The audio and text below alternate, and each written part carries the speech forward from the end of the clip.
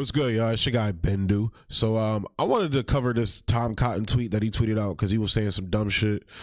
So this motherfucker tweets out the CNN article, like the U.S. saw significant crime rise across major cities in 2020, blah, blah, blah, as you guys are saying right now.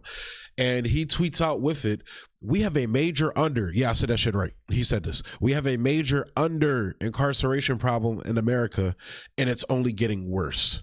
So, you know, of course, people lit his ass up in his comment section. I believe he got ratioed. Yep, he got ratioed. 7,000 quote tweets, 630 retweets, 2,000. Yeah, his ass got ratioed.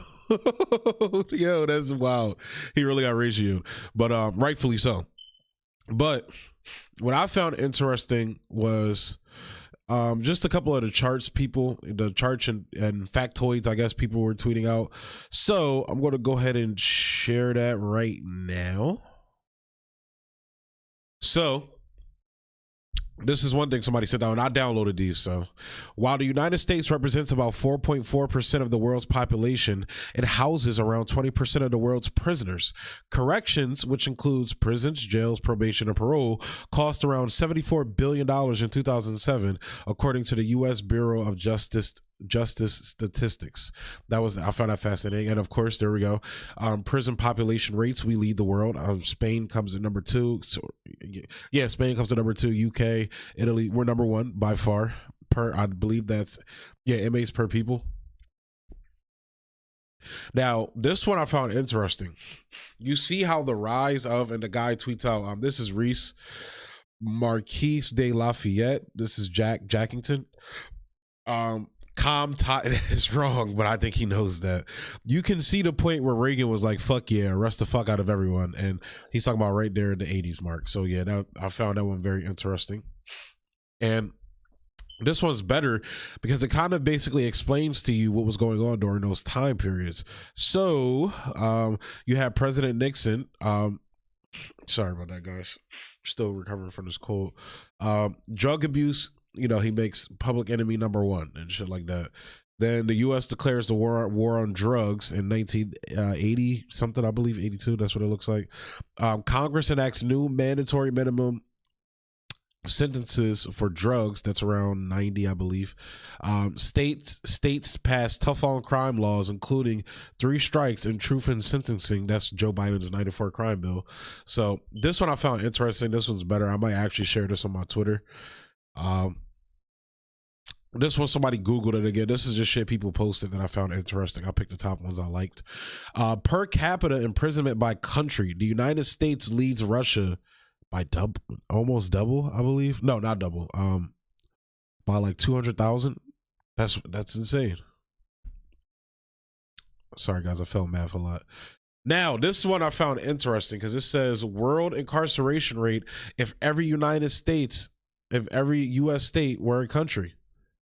Arkansas, almost up right up there at the top. And all these southern countries, you know, I'll take a gander and say that most of the people in those prisons are black men. Yeah. This is the United States incarcerates a larger share of its population than any other fucking country. So yeah, those were all the charts that I wanted to share. I found them interesting, but the reason why I'm even talking about this, because y'all know I don't like covering shit, Republicans, because it's low-hanging fruit, honestly. But the reason why I'm covering it is because this is what we're going to get because of Joe Biden. We're going to get a worse Trump. We're going to get a Trump with conviction and an actual ideologue. Donald Trump was a fucking idiot. He was a moron. He was a con man, bullshitter. So, we're about to get a real fascist. You know, people liked to call Donald Trump a fascist. You know, even though during COVID he actually gave states more freedom to do what they wanted to do, and then the governors turned around. Some of the governors, like Cuomo and Newsom, turned around and started acting like fascists. But this is what we're going to get with Tom Cotton because of Joe Biden and the Democrats' austerity politics. Because look, people are going to turn more and more to that bullshit American exceptionalism shit, you know, the more the government fails to actually assist people. So I just, like I said, I wanted to cover it.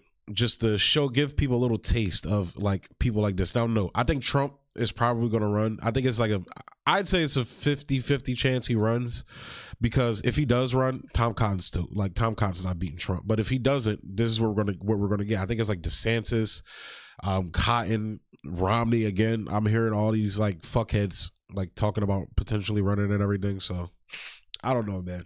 And then the Democrats, you already know they're going with Harris, or so. But yeah, so I'm going to go ahead and close that video out there, guys. Thank you for tuning in. If you're watching on YouTube, hit that thumbs up button and hit the subscribe button, and definitely comment, because I'm going to be doing the Fan Friday comment video, picking comments. So yeah, stay tuned for that.